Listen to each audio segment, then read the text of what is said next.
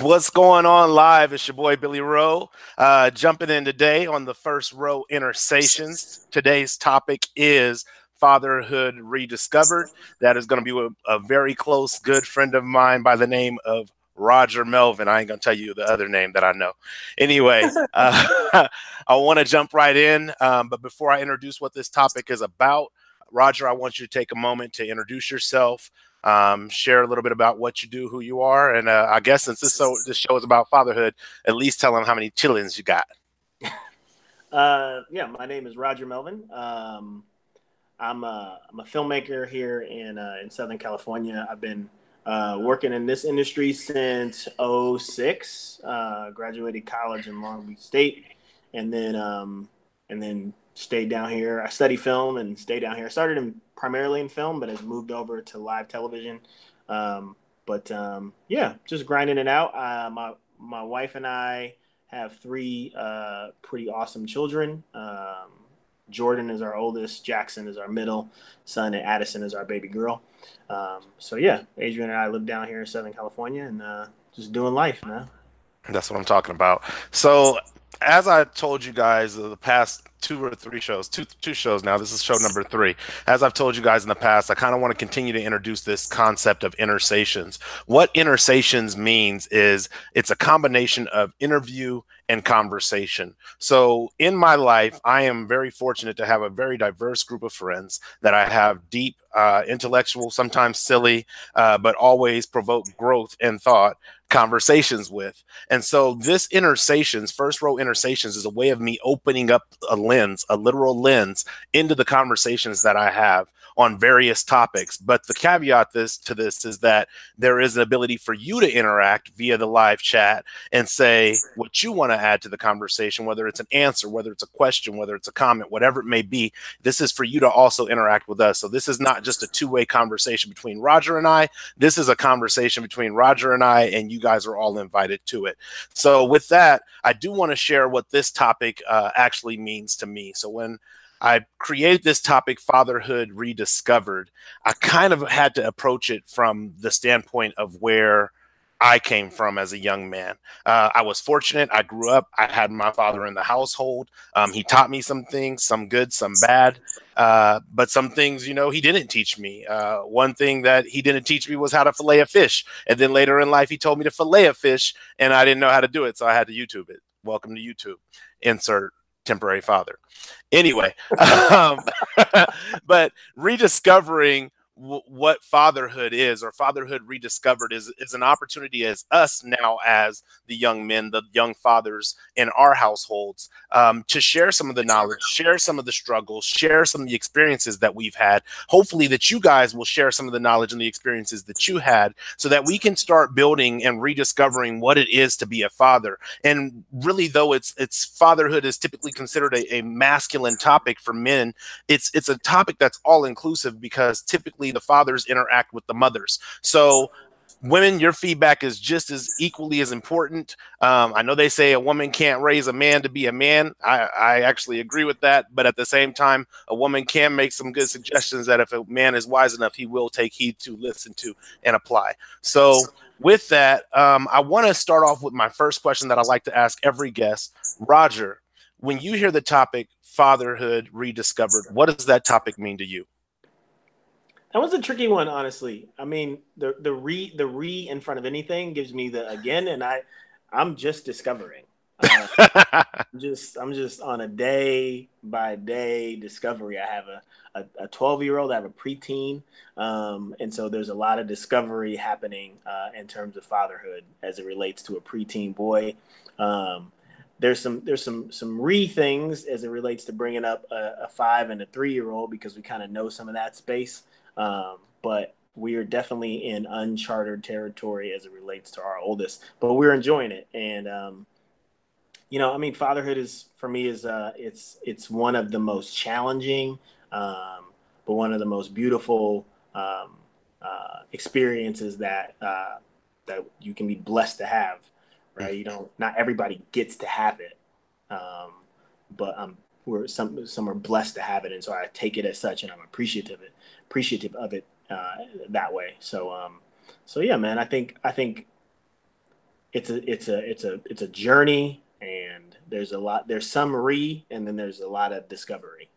I understand. No, I agree with that because, as you know, one of the things that I failed to mention to share. Roger is actually the godfather. My sons have multiple godfathers, but Roger is one of the godfathers of all of my sons, and the he knows that I have had some serious discovery with my oldest son, Ezekiel. Love him. He's my world. He's definitely helped shape me into the man that I am today.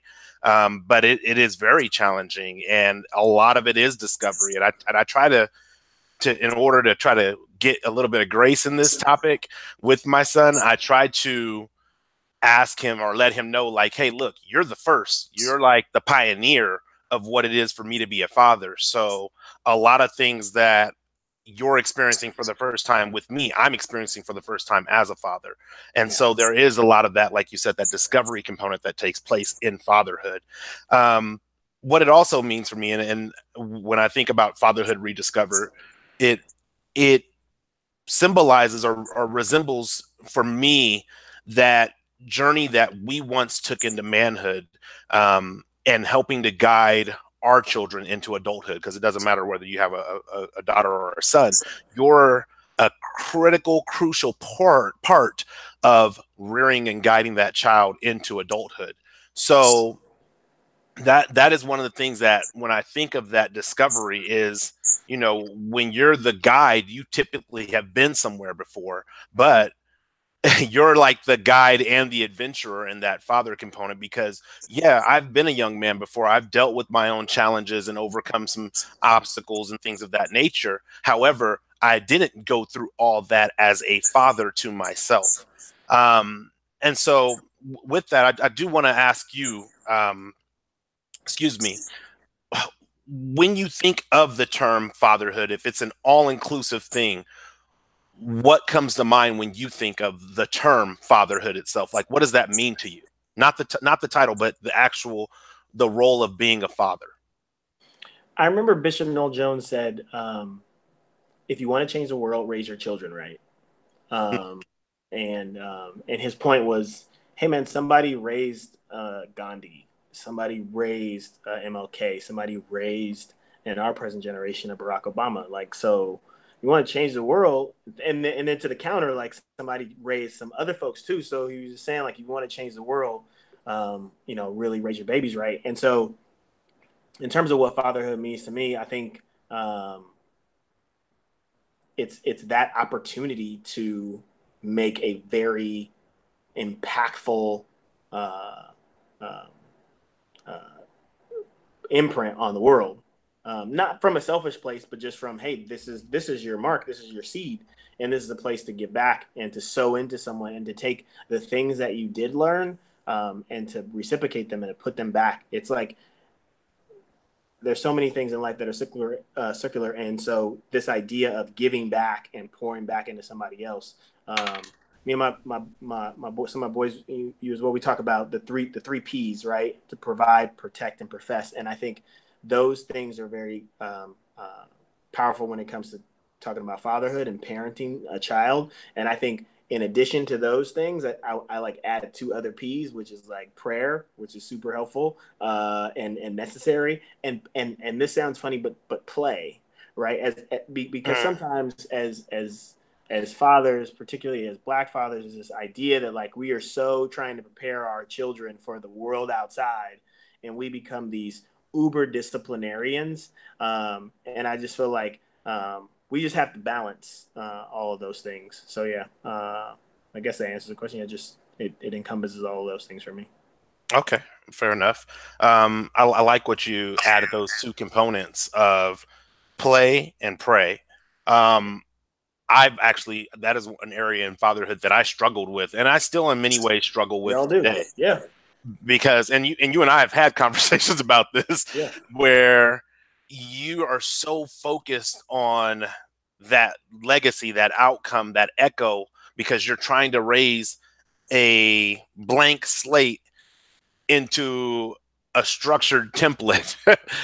And in that journey of trying to accomplish that, you are you tend to lose track of that patience and that need for jovialism, to be able to feel like you are connected with your child as a child, as well as looking out for their future as an adult. One of the things that I actually Facebook, how it has that flashback feature, and on this day you did blah blah blah blah blah. Well, one of the recent ones that came up on my memories was the day I taught Elijah, my middle son, how to ride a bike. Mm-hmm. And it's funny because don't go and find the video because I'm dressed horrible. I got like pajama pants on, one of my pants legs is tucked into my sock, and like some old Dragon Ball Z t-shirt. That's how old it is. So don't go and look for that video. But in teaching him how to ride the bike, it wasn't about doing the pedaling for him. It wasn't about pushing the bike forward. What it was about was keeping my hand on the bike and letting him utilize my confidence in his ability while he established his confidence in his own ability. And so you forget that that wasn't a teaching moment for me where I was grilling him or lecturing him. That was a moment of play where we were just playing the game of learn how to ride a bike. And in that, he was able to get so much more than if all I was doing was clean your room, take out the trash, make sure you do your laundry, running down the drill sergeant list. Now, it's hard for me to break away from that because I was very much raised in a household where my parents were not my friends. And I'm not looking to be my children's friend. I tell them all the time, hey, your friends don't care whether you turn your homework in or not. They don't have to. But I'm your father and I do. So it's cool to play. But if your homework ain't done, we can't play. So I think that that's a critical aspect that you bring in is the prayer, speaking over your children and making sure you're pouring that love into them and not just praying behind closed doors for them. But even if you're an atheist, speaking positivity into your child is uplifting and beneficial to that child. So I'm definitely for that. And again, the play aspect is, I think, spot on. Um, Yeah. the, Yeah. the, the next question I would like to ask you um, is if you, I don't know how I want to phrase this, but I'm going to just jump this way. Uh, I think that who you and I are today, based on how we grew up together, is not simply a reflection of the one father we had in our household. Can you share who were some of the mentors that helped shape and mold and add and maybe take away from your perspective or perception of what fatherhood was? Yeah, I think, and I think that's a valid point, man. In that it does take a village, right? And we are examples of that. That it took more than one person, and I think that is a reminder that we have to remind ourselves of too, as we are on this mission of like, I'm raising my children, I'm the mission of everything, life. Yeah, I'm Right. like, yeah, man, that's not a real thing. Like, you need big brothers and big cousins and uncles and all these people and aunts and grandmas and all these people who can infuse other things into your children.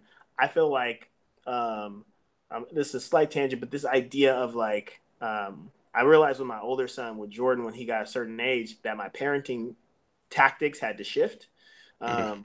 because I realized that at that age, at 12, 13, there comes a point where your friends, your peers, opinions mean more than your parents. Like, that's just the truth, and it's not a dig. It's just kind of like the process, right? That like you Right. are weighing that as you're trying to grow into yourself. And I said, okay, so if peers are going to be super impactful, what can I do to choose the peers?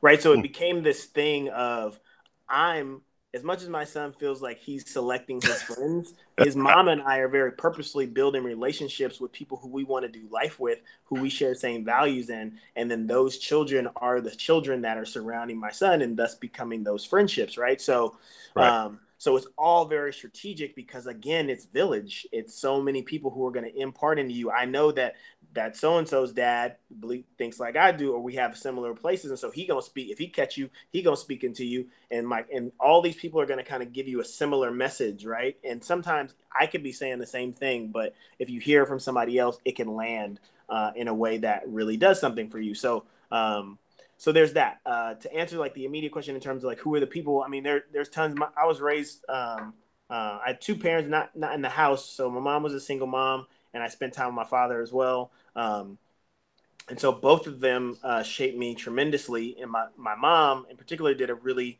great job of like surrounding me with other men, Mm-hmm. big uncles and cousins and what have you, and big brother types who gave me tutelage.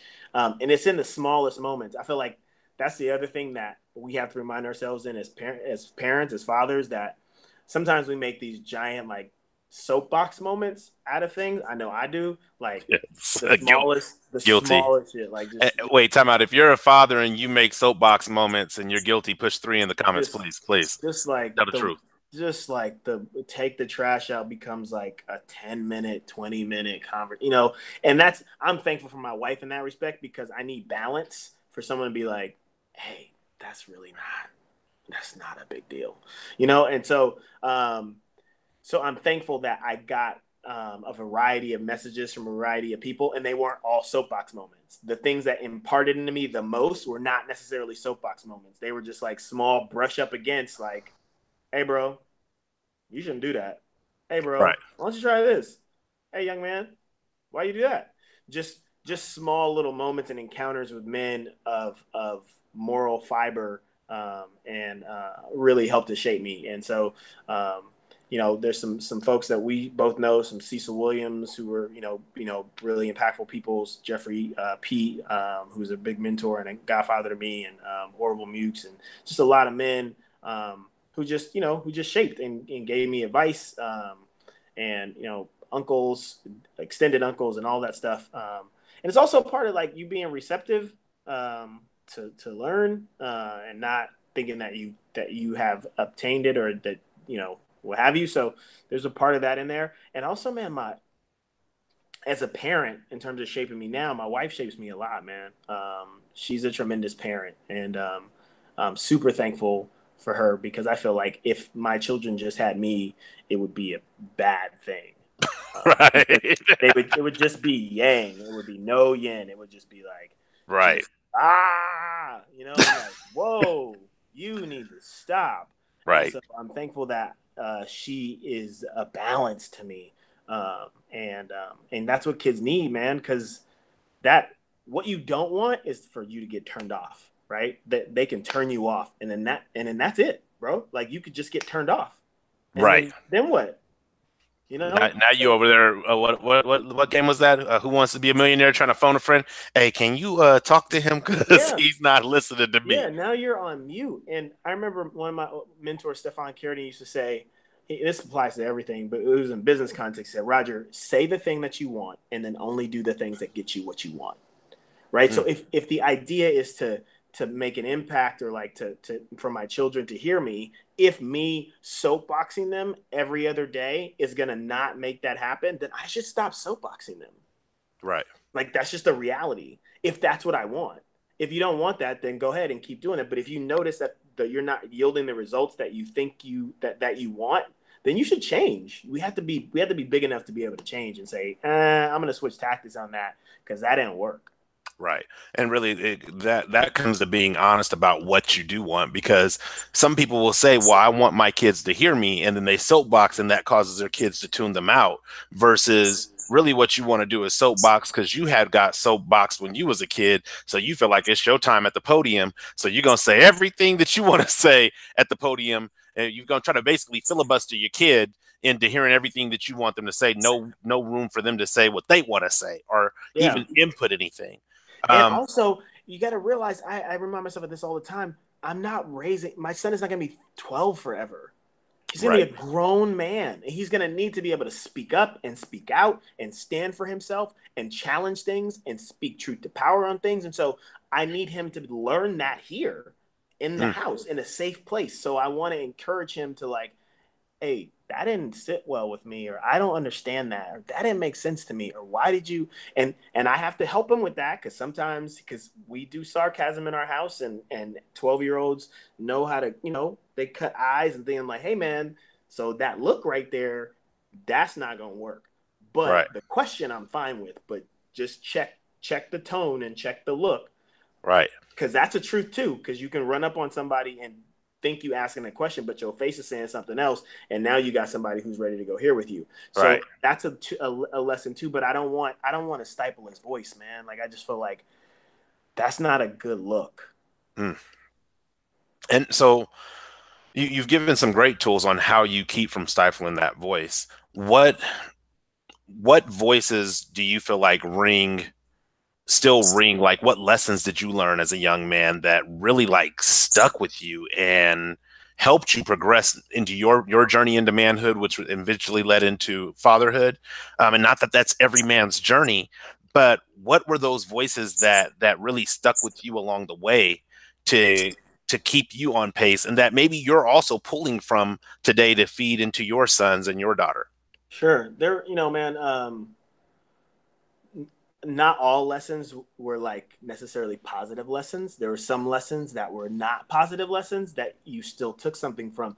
But let me say this, it's there's a slippery slope there, right? Because you can you can see something and be like, I'm not gonna be that or do that, or how my uncle treated or whoever treated, I'm not doing that. If you The trick there is you could do that out of an angry place. Hmm. And I believe that you will then assure yourself to do that because you don't have because there's no forgiveness and you're just angry at So the you're person. holding on to it. So you're holding on to it and then you become it. Mm. So it behooves us to forgive and to let that stuff go because from there you can then it's free flowing and then there's a freedom there and now I can choose to not be that out of a place of love, not out of a place of I hate you and I don't like you and that didn't go that way and blah blah blah blah blah because that's gonna just wind you up in that spot and or worse.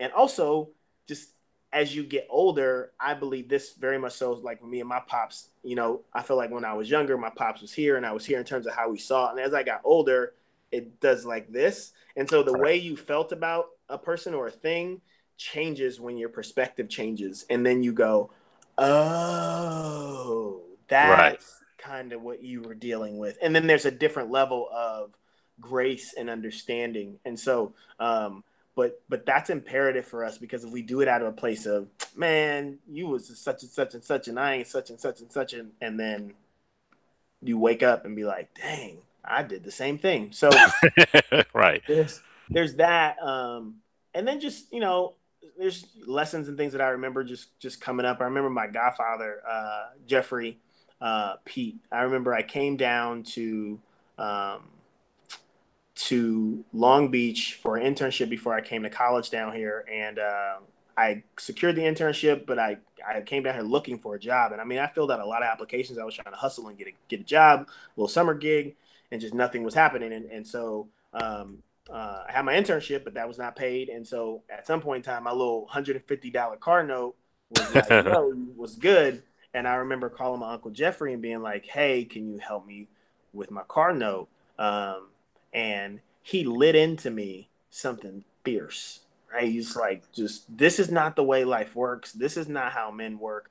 This isn't. You don't just get to call somebody and they pay for things. Like that's not a real thing. That's not the world. Don't ever think that. And he Right. just was like, bro, you need to get your life. Like, you don't go nowhere if you don't have the resources to do what you're trying to do. And he just like lit into me. And then he sent the money. Right? Lit into me and then sent the money. Right?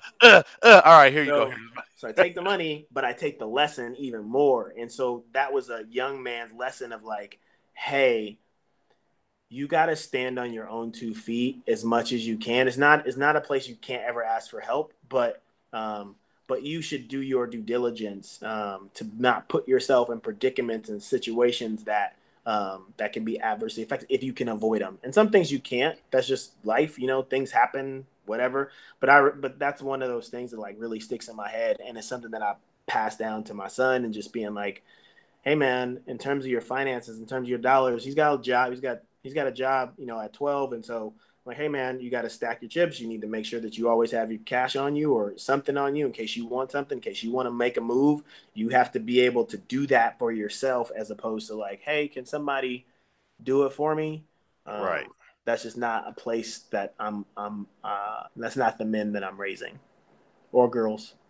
It's not No. not for my daughter either. I want them all to just be as much as they can, um, the lenders and not the borrowers, as we used to say it. Yeah. Right, exactly. I know, I definitely understand that. Where sometimes I just put in the comments, sometimes you have to teach with a spoonful of sugar, but a cup of salt. Like, hey, this salt is going to bring back that savor in you, and it's gonna help clear this wound that's open right now. It's going to help clean it.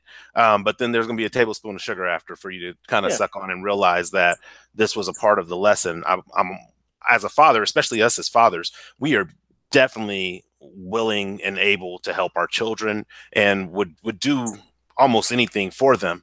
But the reality is like you said, our children are not always going to be 12, 13, 14, 15, 16. At some point, that adulthood is going to set in, and they're going to need to know how to stand on their own 2 feet. And it truly is a disservice to them to do for them until they turn 18 and then say, okay, now I'm pushing you out your nest. Yeah. Well, that's like a bald eagle that's never flown before becoming an adult and then being pushed out the nest. Well, now it's a heavier bird. It still doesn't even understand the concept of flight. If it lands and hits the ground, it's going to hurt itself that much more because it's a heavier mass. So it's important to teach these lessons in little microcosms where they have the ability to stack upon each other versus it being just this, okay, well, here you go. That Yeah. leads me to another question. And this And I is, want to say one more thing before you go to that question, and also just back to the fun point and the play point, okay, because those lessons are we I feel like again we get to that place where we're like lesson, and another one of those lessons that from another mentor that stood out to me so much was a godfather of mine. Just on a random Saturday, me with his kids was just, or Sunday was just like, when I was really young. Hey, what do you guys want to do today? Hey, let's go to the Niner game. And we just went to a football game. And I was like, what? You just like took us to a football game, like out of the clear. He said, Roger, once your bills are paid, man, you should try to enjoy the fruits of your labor. And I was like, man, like joy? You want me to like find joy in like that was like a mind-blowing concept to me. So I want to infuse those lessons too, right? Like those are things on a fun tip. And I was like, man, this is so the levity in this moment of just like we're just out here having a good time. We just like scalped some tickets and we were just at the game like just because. And I was make it like, happen. this is crazy, but it was so fun. And that moment stuck with me just as much as the chewing into you moment, right? Both of those. Right. And I want to try to give all of that balance. Right. You want to give substance, but on both sides of the spectrum, not just one spectrum. Too much sweet will rot your teeth. Too Yeah. much salt will dry you out and you'll be flamed up or inflammation Yeah. all over your body. Yeah. Um, we got a question here in the chat, and it's funny because this is what I was getting ready to ask. But RPM or RP McFly, I think I know who that is. Says, in real talk, how many cultures actually make the kids leave when they turn 18?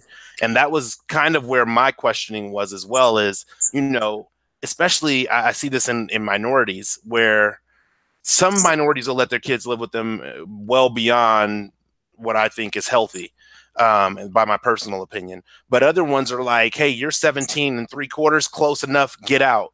What are your thoughts about that when it comes to fatherhood, about being that, I believe you said that provider, but like that complete provider? I think every child is different and every parent is different, every situation is different, and we have to treat it as such. There's not like a carte blanche, like you're this, you got to do this, or you're this and you got to do that. I just don't think it works that well. Or for me, that's my personal opinion. So I just feel like as two parents, or as parents, me and my wife are trying to assess and ascertain like what our children need. And who's going to be ready to fly when, and we don't want to hold anybody back from being ready to fly, and we don't want to push anybody too early if they're not ready, because Mm. both can have an adverse effect. So I'm just trying to feel out my children. I feel like my oldest is going to be ready to fly, but like maybe close, right? I feel like Okay. he's ready to branch out, but still wants to like be able to have family nearby, and we'll suss that out as he gets to that age. And I want to be flexible with him on that.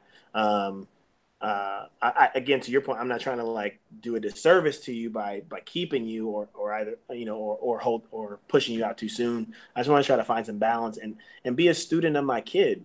I want to Right. be as much as like I try to be a student of my spouse. I want to know the most about her than anybody else does. I want to be a student of my children and know the things that they need and the things they don't need and that's going to differ from each child and want to be able to try to give them the same thing. It's like this is a statement. I remember another Bishop Jones quote. I remember him saying, and this is um, not for everybody, but I remember him saying, as it relates to the scripture, like God is the same today, yesterday, forevermore. Right? He was saying God Mhm. must have a tremendous capacity to change if He's the same to you and me, and we need totally different things.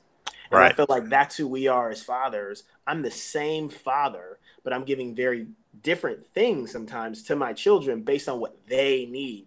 So when they look up at me, they see the thing that they are responding to, but it is not the same thing from Addison to Jackson to Jordan. Mm. That is critical because, like you said, you're trying to be, especially when people like us, we have three children, and we both understand that one size doesn't fit all. Like how nice it would be, you have one kid, you figure out that puzzle, and then now you just apply that puzzle forevermore. Yeah, But whoopings kind of apply to everybody, but most of the yeah, same thing. hey, a touch. I call them touch ups because they got those people out here on the internet going looking for the word whooping. I don't want to get caught in that search string.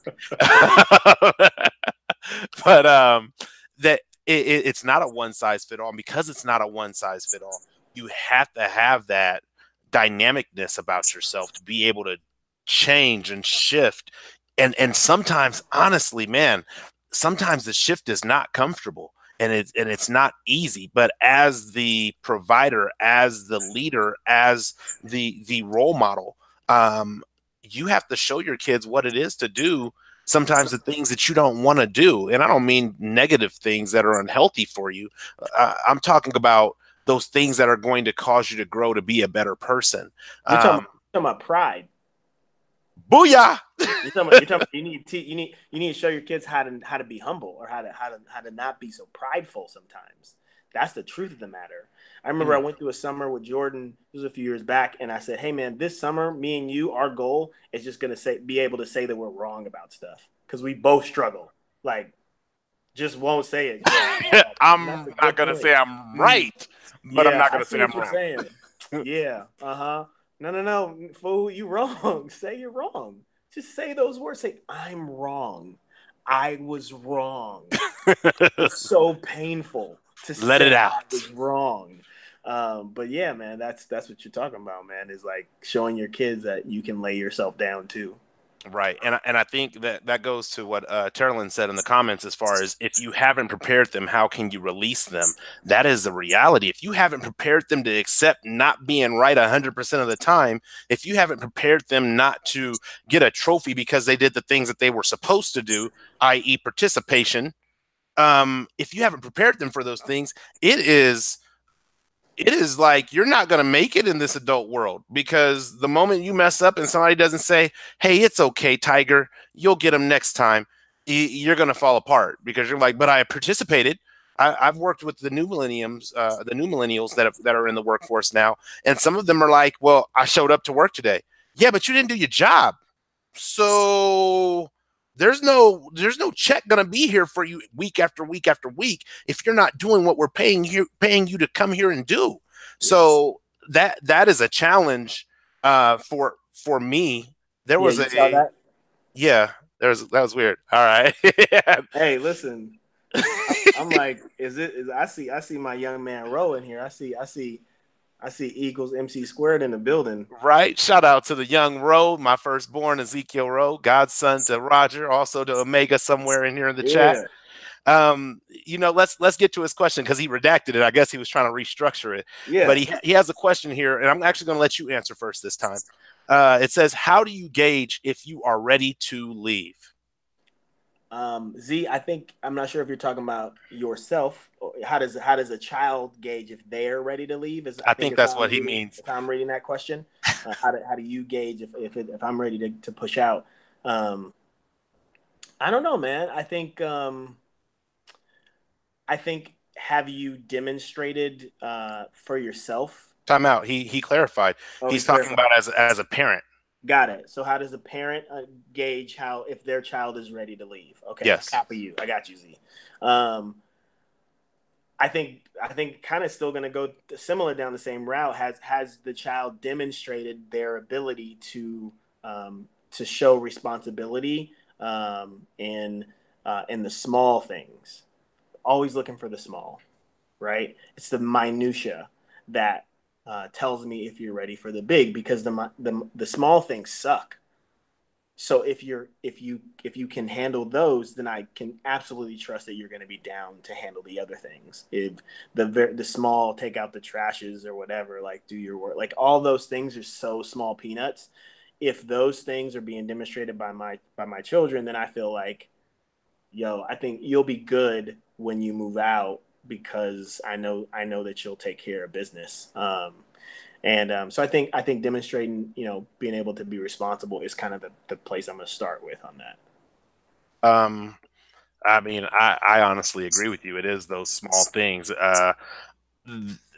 Even the word, I mean, going back to a biblical scripture where it says, I gotta basically, how am I supposed to trust you with the large things in life if I can't trust you with the small things?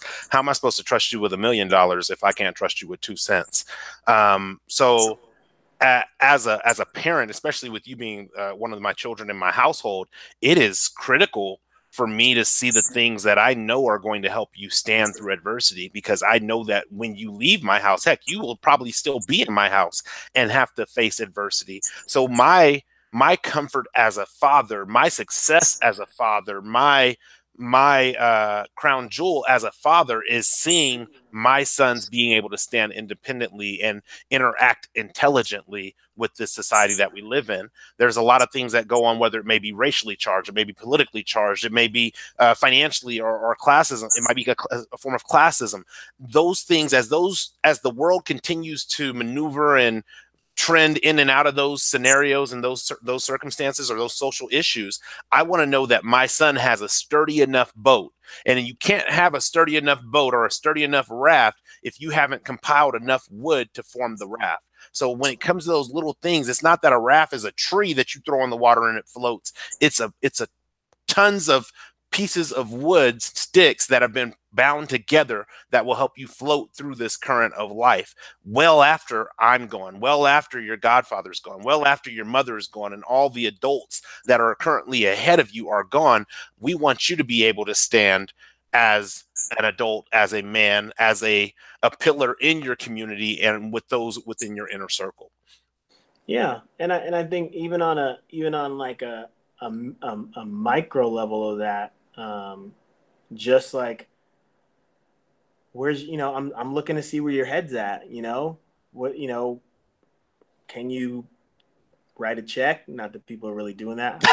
Even people, even people who What? make even people who make checks don't want to write checks. Like no one wants to write checks anymore.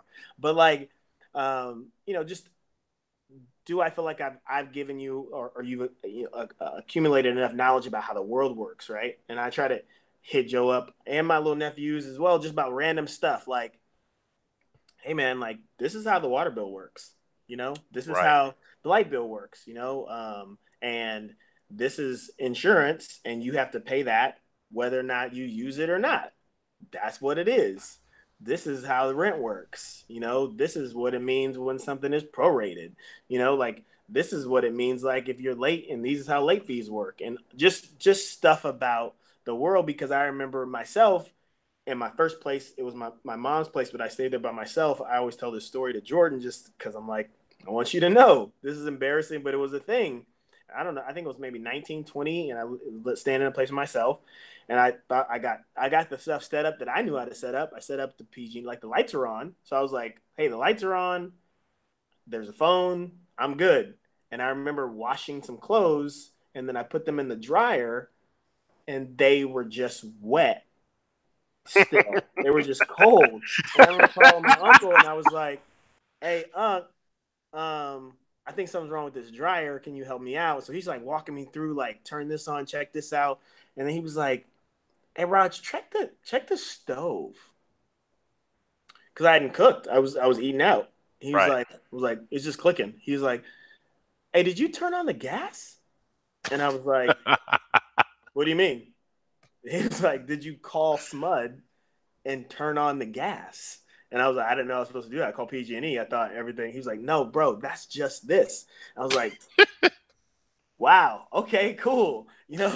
So just lessons, because you're gonna have to do it when you're out there by yourself, man. I hope that answers your question, Z. Yeah, well, fortunately, Z, you're fortunate. You have your godfather's number. You have my number. You have means to get in touch with many of us. So use your resources. That's the last thing I'll leave you with is how effectively do you use your resources? In life, it is impossible for you to do everything. You can do some things without assistance, but everything without assistance is impossible. So because of that, it's going to be just like going to Google and asking Google a question. It's going to the people that you know that they love you, they trust you, or you trust them, and they have your best interest in mind, and asking them those difficult questions so that you guys can have conversations shaped around that. And that goes for more than just with me. That goes with the men that I've entrusted my brothers to surround you with, as you've grown up from boyhood into young manhood. Um, let's see. I have another question. Z, I'm going to come back to that question. But I have another question as far as for you, Roger. Mm-hmm. Um, because we kind of touch bases on this a little bit, but the your dynamic is a little different than mine because you have a daughter. I don't have any blood daughters. I have goddaughters, but I don't have any daughters that are my blood daughters.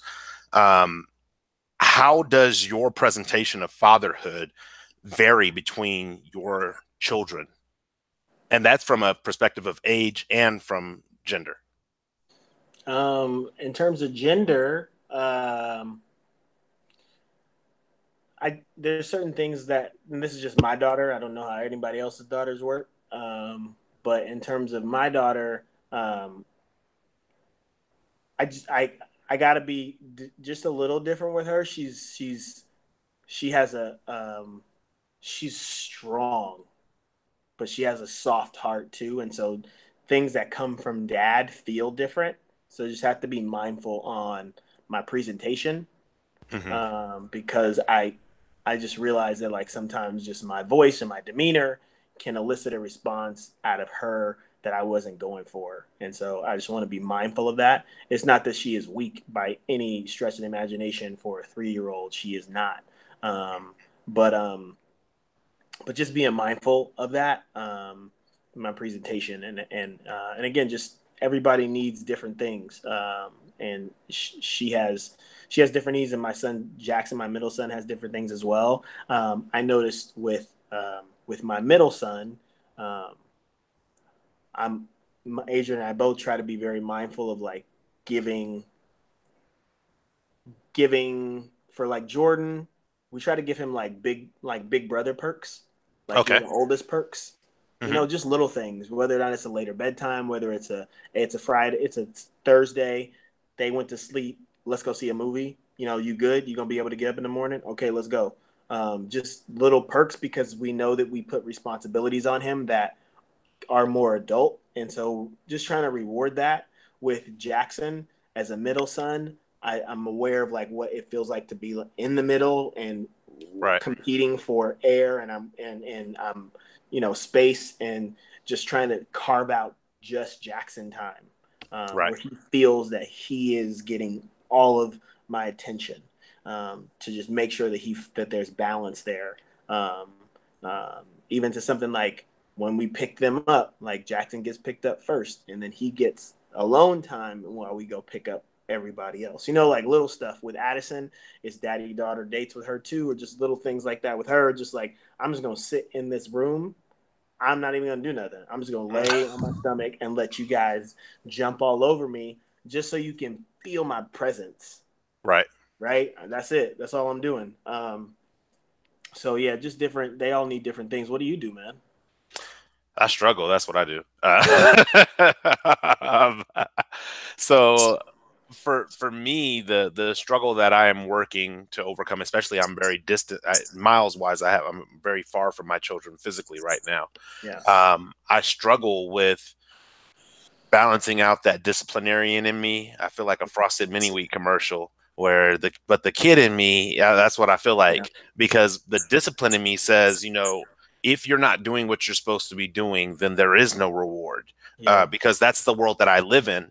But the patience that I'm working on within myself is, yeah, that's not the world we live in, but they don't live in the adult world yet. They're Right. still your children, and they need Right. that grace. They Right. need that. I mean, granted, you just can't let them run wild, but they do need some type of You grace and you some room see to air. that? You see that? Like we can't. We Can't just let it so be grace. we can't just let it. I gotta. But hey, man, like we gotta we gotta fight that thing to pull that thing back, bro. Like, hey, man, you could just get grace. Right. Like you're not gonna like be a loser if I give you grace.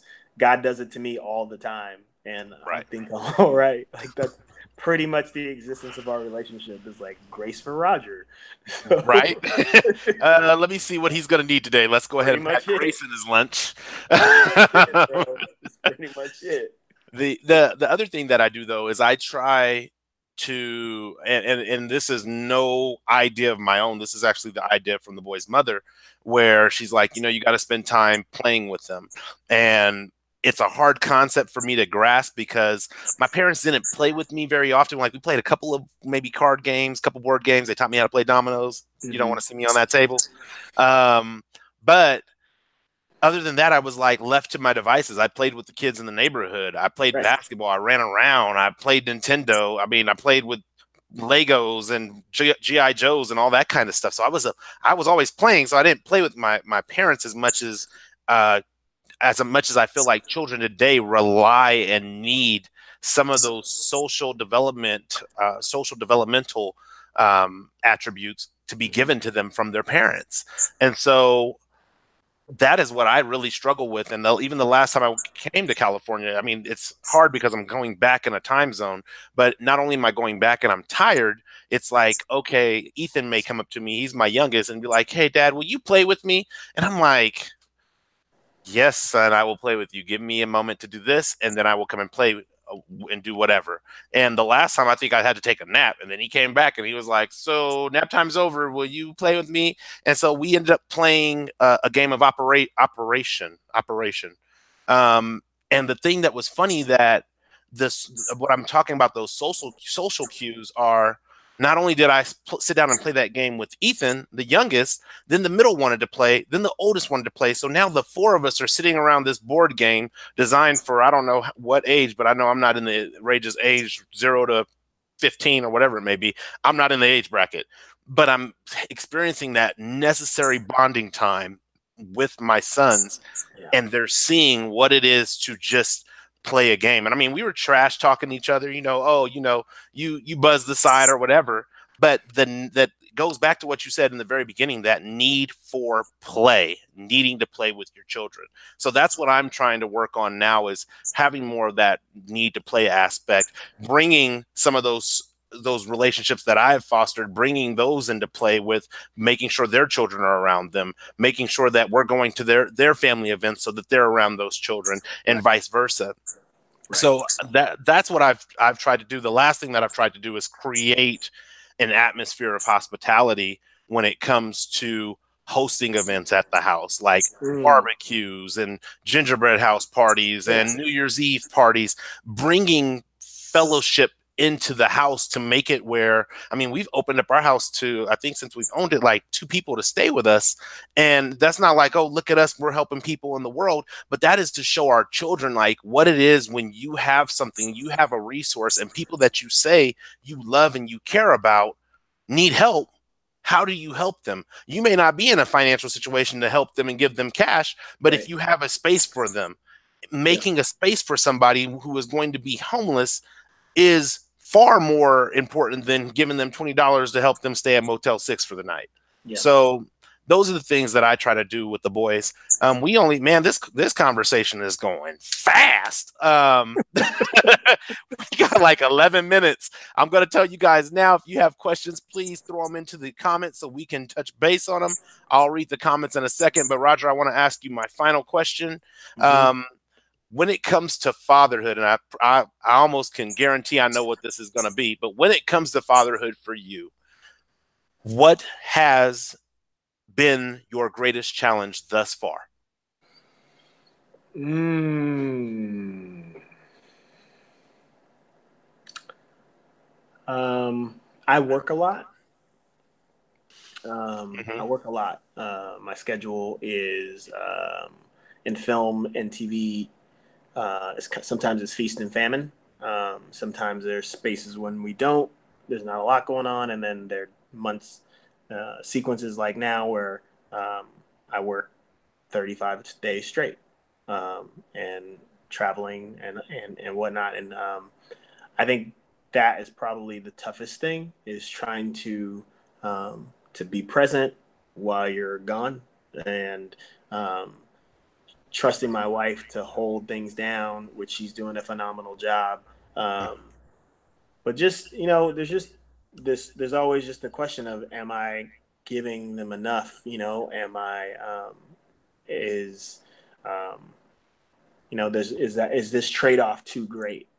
Mm. Um, uh, I always say, just trying to put these babies through college, Right. but am I putting them through college in such a way that that I've lost a little bit of them in the pursuit to put them through college? And that's kind of a just the kind of thing that we got to balance and just try to figure out. Again, I'm thankful for my partner, my wife, to be able to balance that out. So I think that's one of those challenges.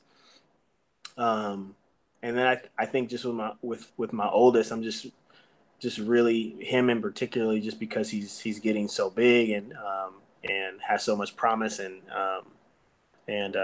just so excited about him.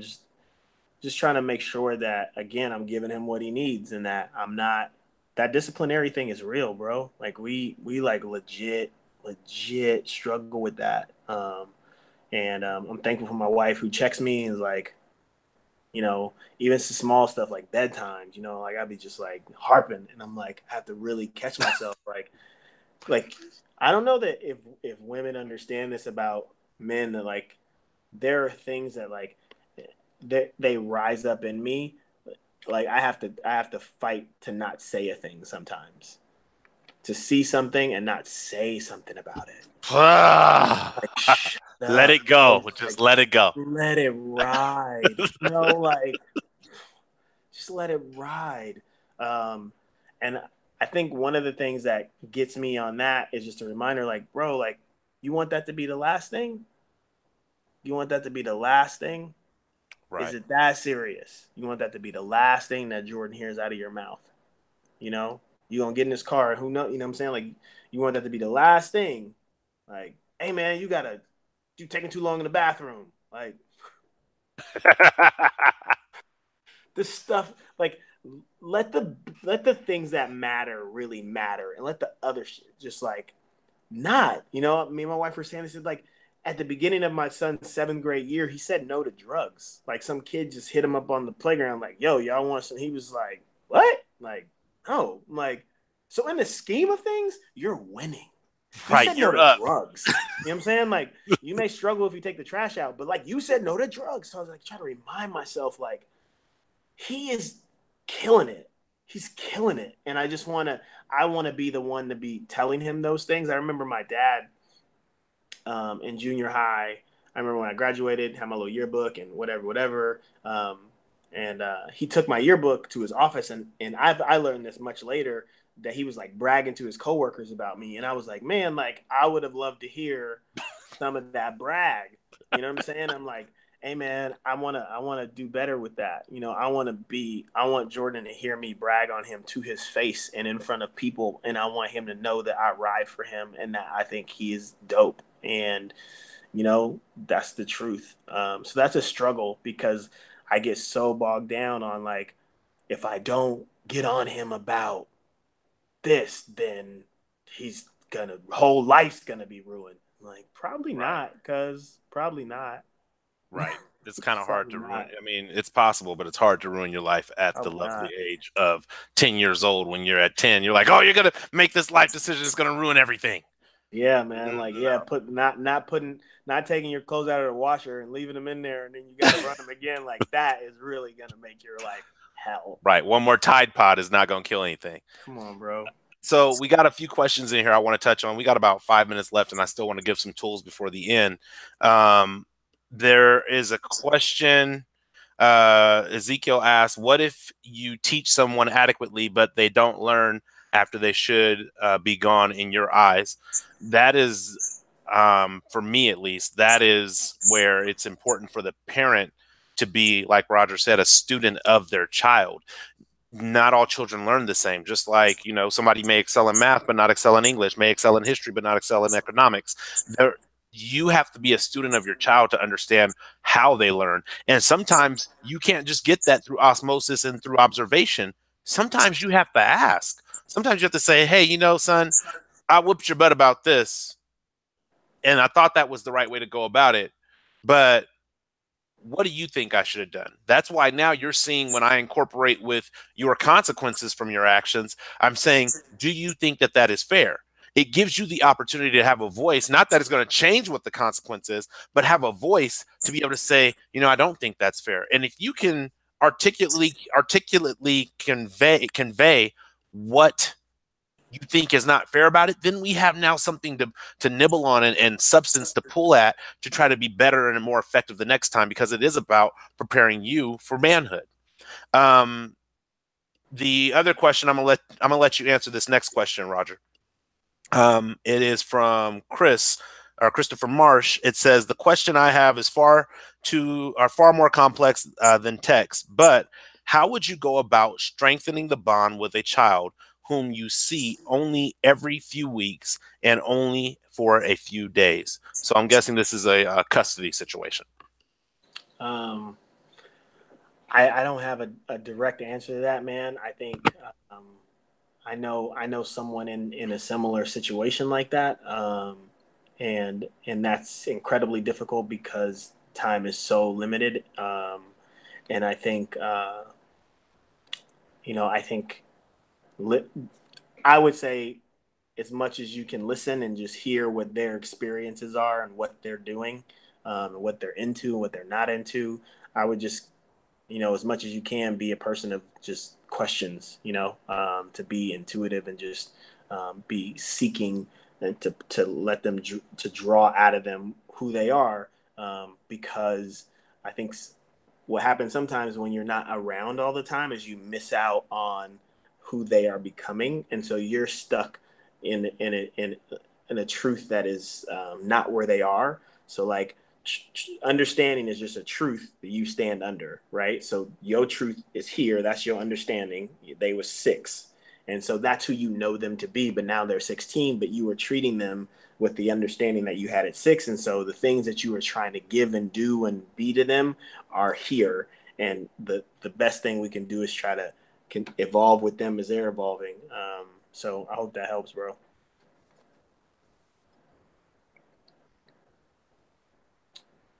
Just kidding. Carolyn said something that I was going to follow up with. She says, Christopher, consistency in whatever you do. If electronic communication is all you can do, do it consistently, and that forges a connection. I Yeah. cannot echo that enough, because for me, I am 679 miles away from my children right now. And it is one of the hardest things that I've ever had to do, because I've been in my children's life since the day each and every one of them was born. And so I have had to heavily rely on video chat, on telephone calls, I mean, I'm sitting in parent teacher conferences on Google Hangouts. And I'm getting, oh, this is what the teacher said. Okay, this is what we're looking at. This is what I'm getting because of the fact that I am far away from my children. But I wouldn't be giving them a good perspective on what it would be to be a man or what it would be to be a father if I spend all this time, 16 years within Ezekiel's life, 11 years in Elijah's life, 4 years in Ethan's life. If I've spent all this time in their life, day in, day out, and all of a sudden I move away and now it's like, you know, when I come back to California, then I'll visit you. Then you'll hear from me. No, I'm very much engaged with them as much as I can. Now I get it. I'm fortunate. The co-parenting relationship that I have is good for our children to where I can do that with very little resistance. You may not be in that situation, and so you may. I mean, I'm not a lawyer, so this is not legal advice, but you may need to work that into your actual custody arrangement if you guys aren't in an amicable place right now where you can do that. But it is very much about what you're consistent in, and children will later know as adults if you put forth a valid effort. My goal with my sons is that regardless of how long I'm out here in Utah, that they are able to see the consistent father that they have who is still engaged and still invested in who they are as young men growing to be adults. So if you can utilize that, that's how I would do that. It is through that electronic technology. We have enough technology to where you're looking at me right now on the computer screen. You could easily be looking at your child on the computer screen if somebody wants to make that happen. And then it goes right back to you might have to swallow some pride pills in order to work with the other parent to make that happen. But at the end of the day, what matters more, your pride or seeing your child when you want to, even if it's over a camera? Yeah. I think there was one more question in here. Sorry, you guys, we just got to an hour, so I guess we got to call it a day. I'm just playing. There's one more question in here. It's from Key Bryant, the realtor, my brother. How successful are you trying to be financially for your family versus the success of being ever present with your children? Which is more important? Losing time with them as a child to provide for them. So basically, he's saying, how do you balance being the provider and still being present with them, not missing the soccer games and the baseball games because you're out hustling trying to make ends meet? Yeah, I think that's an ever-age question, bro. We're all trying to figure out that balance. I think some of the small things are, and I see other guys do it in my field, and I don't know how everybody's field works, but trying to bring your kids along and let them see what you do. And I just think that balance is always going to be tricky to figure out, man, because you want them to be able to be provided for on a monetary sense and a physical sense, but emotional provision is real. And if that means that you say no to that job or you pass on that, then that's just what it means. And I think, and I know you, Key, so I know, like, I think that's, that conversation with moms about how are we feeling with where I am and what I'm doing and what my hours are, and how can we carve out more time? Because we all say, man, at the end of the day, ain't nobody gonna be like, I wish I would have worked more. Not near one of near one of us don't ever say, I wish I would have worked more. Right. And so I think that's just the truth of the matter, and just carving out time and carving out space for them. And it's hard, bro. I'm 100% with you. I left this morning before 2 of the 3 were awake, and I'm gonna get home when they're all asleep, and I'm probably gonna do it again tomorrow. So And I feel you.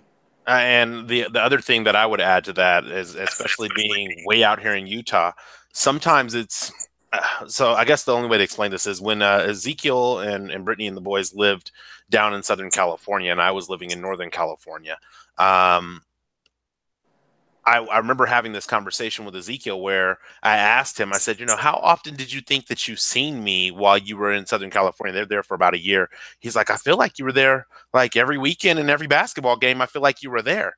And so it wasn't that I was there every weekend and it wasn't that I was there for every basketball game, but that time that I was there, I maximized it. I wasn't on my phone, and I know you and I have a strong work ethic and Roger has a strong work ethic as well. So there's going to be times where we want to be just on the phone, down, trying to get work, trying to get ideas, trying to get the things that we have flowing through us out.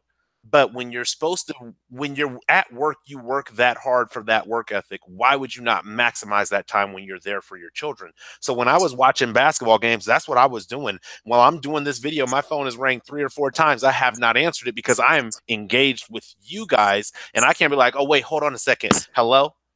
It's about maximizing the time that you have. And so you got to realize that, especially in the young years where two of your children are at right now, that that time that you spend with them is going to determine really how much time they want to spend with you as they become more and more independent. If it's unfamiliar to them of spending time with them, if it's unfamiliar to them that you pay attention or don't pay attention, if those things are not familiar, then when the time comes for you to, when you have time and you want it, they're not going to necessarily be receptive to that. And it really, what it comes down to is a topic that I'm working on compiling right now about basically when we take abnormal behavior and we normalize it. It's abnormal to be in the presence of your child who loves you, wants your attention, wants your love and affection, and for you to neglect them. That's abnormal behavior. And when we normalize that, then when it comes time to operate in something normal, we don't know how to receive that, and our children don't know how to receive that. So my recommendation is maximize that time you have. I'm in California for everybody's birthday. I think I missed Elijah's birthday by like one day, but I'm in pretty much California for everybody's birthday. I made everybody's birthday party this year. I've spent time with them doing other things. We've gone on hikes. We've actually done more things with me not there than when I was there. So it's about maximizing those moments, man. That's the best advice I can give you on that. Good. All right. So the last thing I want to do before we get out of here, Roger, before I let you hit closing comments, I want to go ahead and give you guys some tools really quick. I'm going to be brief because I'm already 5 minutes over my time. But I like to give these tools. They're tools for the first row. The first tool when it comes to rediscovering fatherhood, or fatherhood rediscovered, or fatherhood discovered, is seek mentorship. And normally I would put something like ask for help, seek mentorship at like the last step of something. But fatherhood is such a complex organism when it comes to the diversity of our children that you're gonna need mentors like right off the bat.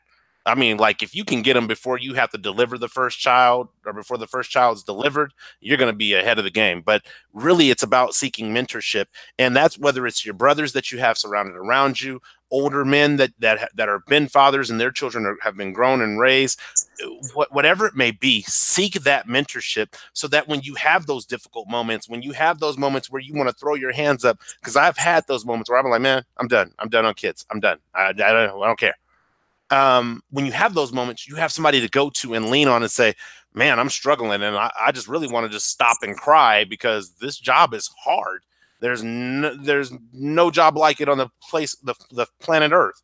And that's just like motherhood. There's no job like it on the planet Earth. So the second thing I would say goes back to what Roger said earlier, is be flexible, be willing to bend and flex and realize again that not one size fits all. So you have to be willing to sometimes give, and sometimes you have to be willing to take. Like you can't just be the friend parent, friend. We do drugs together, we club together, we bad boys for life. You also have to be the parent.